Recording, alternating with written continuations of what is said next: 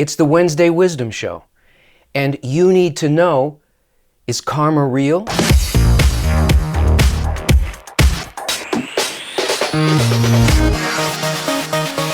Before we get into this episode of the Wednesday Wisdom Show, I want to explain what this show is about.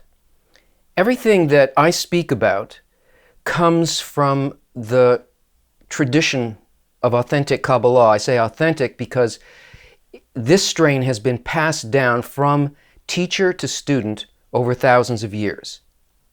But this show is not a lesson on Kabbalah. It's about Kabbalah. It's Kabbalah's take on very deep questions that people search the internet for.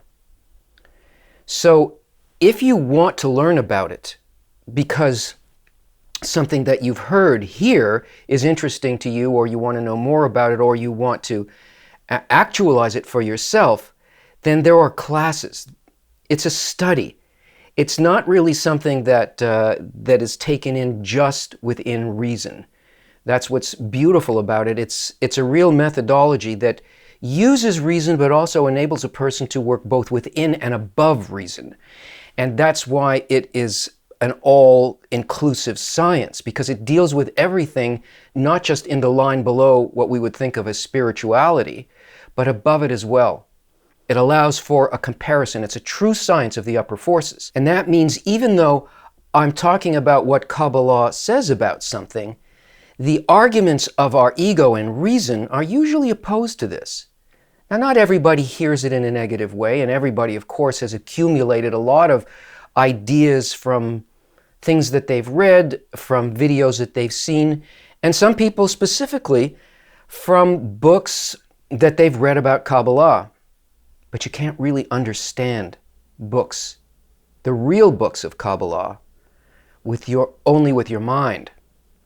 It takes training. You have to have oral teaching.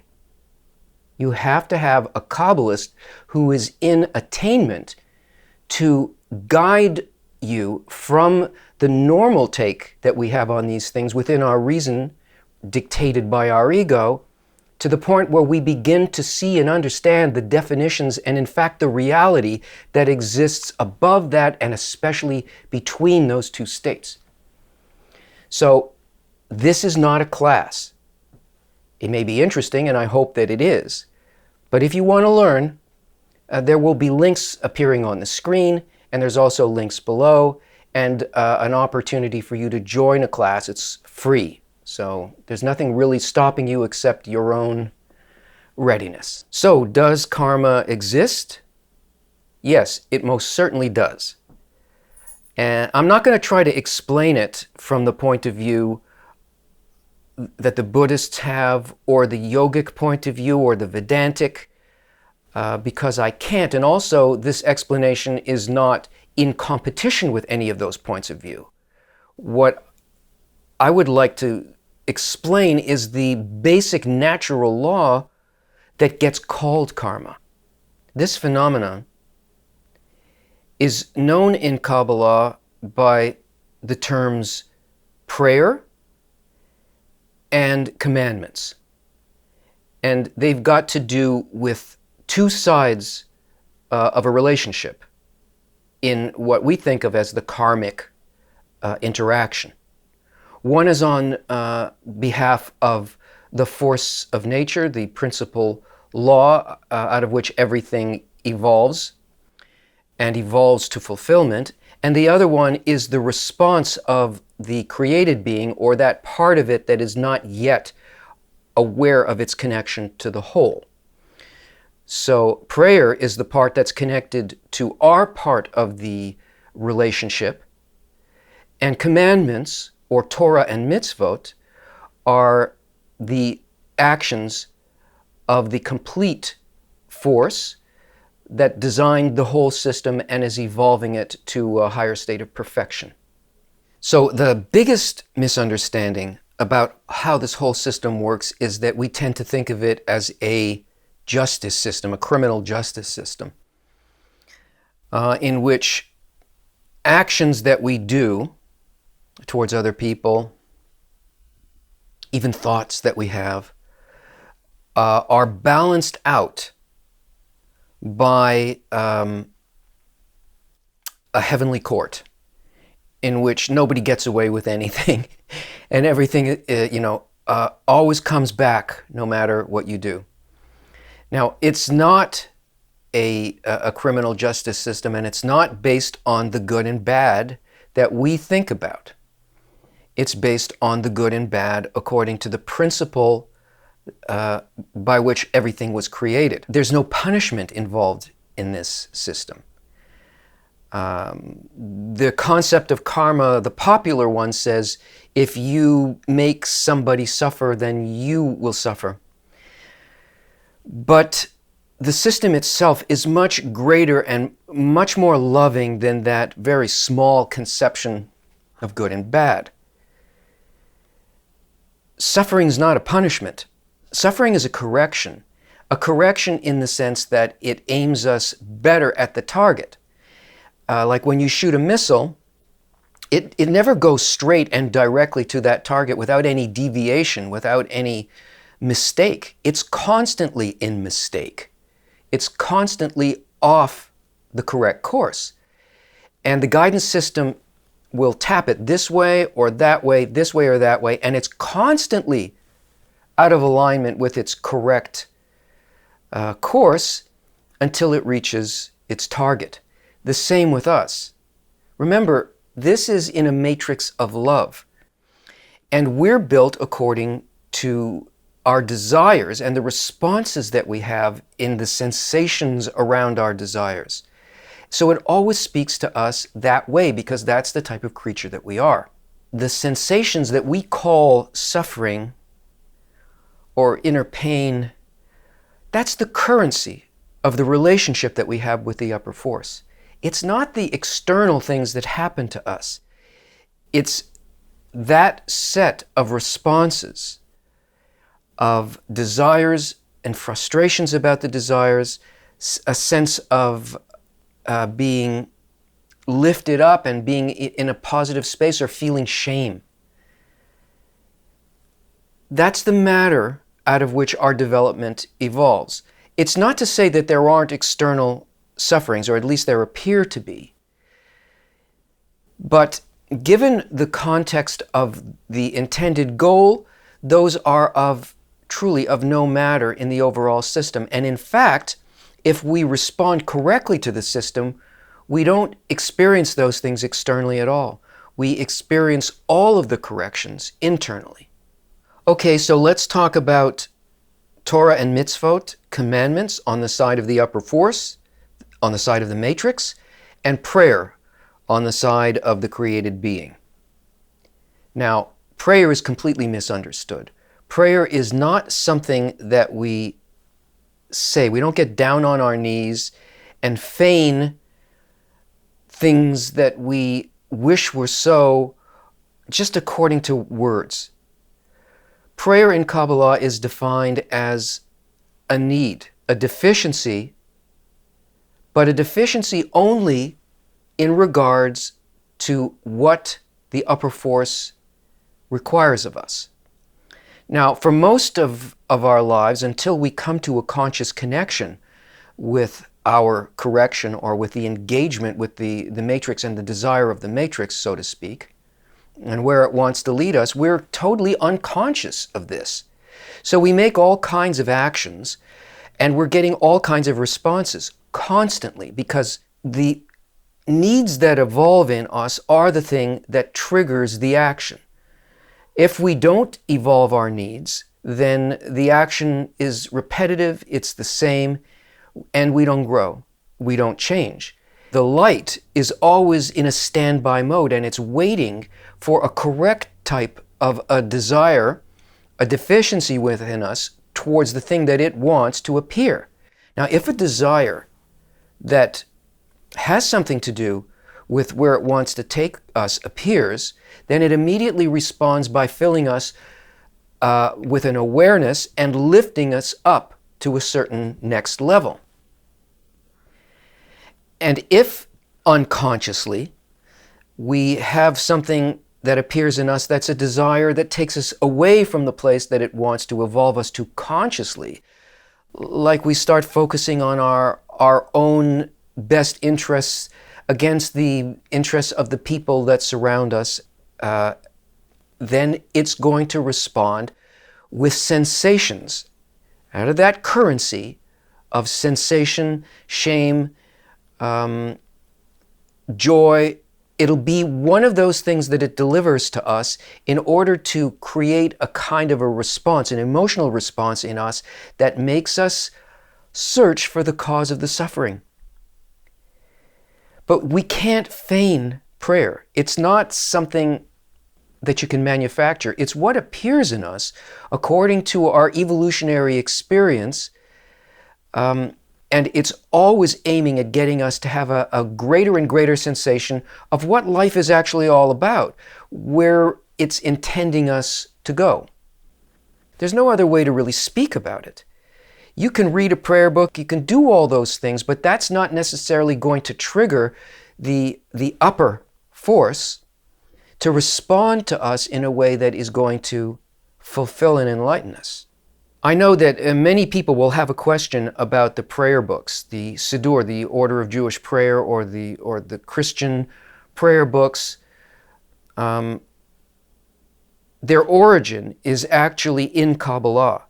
And the way in which those prayers are constructed, well, first of all, they're constructed by the Great Assembly, the Sanhedrin, which was an assembly of Kabbalistic sages.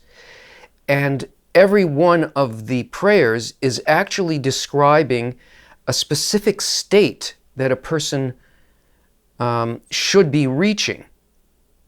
It's describing a complete ascent to the end of this correcting process. And it takes one through a process through the entire series of prayers, say in a morning prayer or in an afternoon prayer, or etc.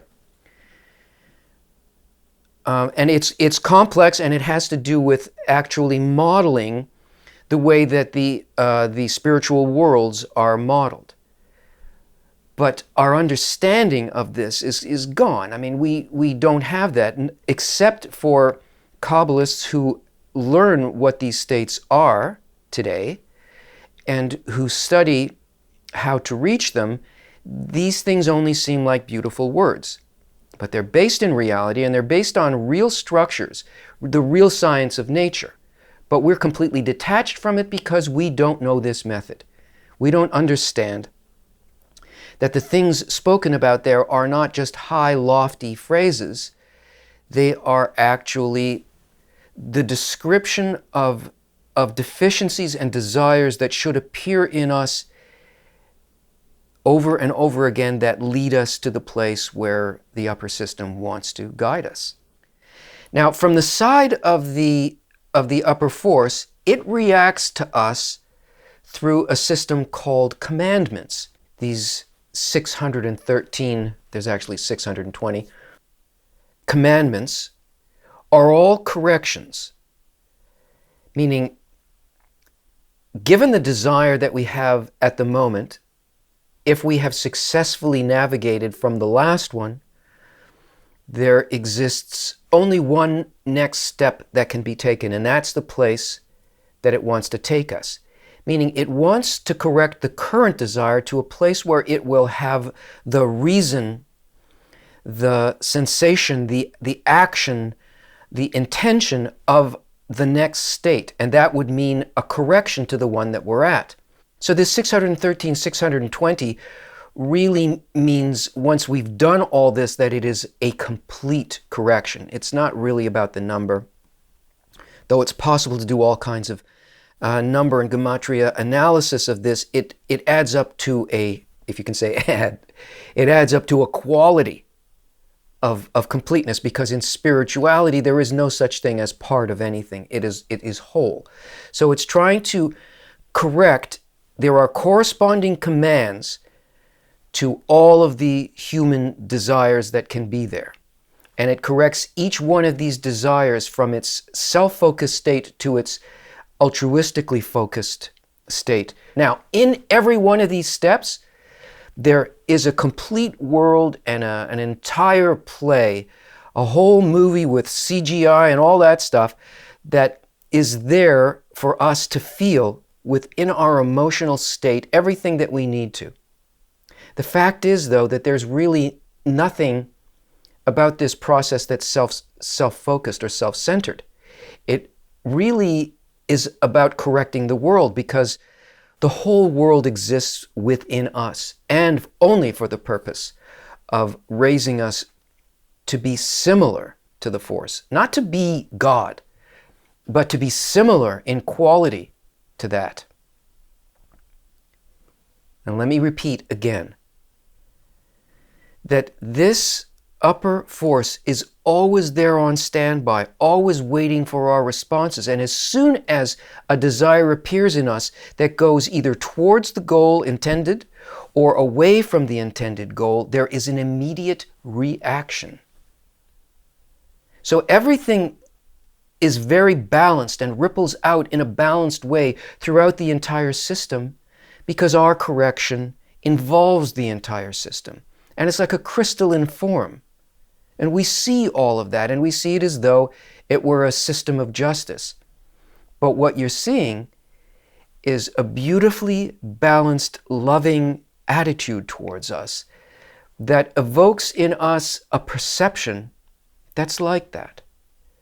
But nobody's being punished, and all sensations of shame or suffering are just the currency by which we begin to invest and feel and make real within us the guiding sensation behind all of life. So that accounts for all that instant karma stuff and the ideas that we have about justice and so on, karmic justice, which is really the way that it appears to us when we are unconscious of the system. But once a person starts to consciously engage with this, and they begin to see that, yes, they're in a certain state, and that this state, which once was a better state than the one they had before, is no longer good because there is another desired state that's appearing as a deficit in the person. That is a correct request. The difference between my current state and the one that would be even better than that, according to the principles by which everything was created and by which everything comes to fulfillment, the need to experience that next state, that's a real prayer. And that, again, is responded to immediately by the upper force, because it's just waiting for us to have this demand. That's a correct demand. So how do you learn about such a thing? How do you become aware of it? Well, part of it is just a natural evolution, and part of it needs to be learned as a methodology, because there is so much in our perception of reality that obscures this from us. We're caught up in all of the intricacies of what appears to be outside of us, the physical things, the material things. They're so beautiful, they're so engaging, but there comes a point in a person's life where they're no longer captivated by it, and they know that there is another purpose. It's not that it's suddenly going to appear inside of you. That's the unconscious part of your evolution. The conscious part involves recognizing, first of all, that there is such a principle functioning within you, and that your desire is for something very different than what it used to be. And now one has to learn how the system's made, how you do it. So comment, like, share, and press on that bell thingy so that you'll get notices for the next show.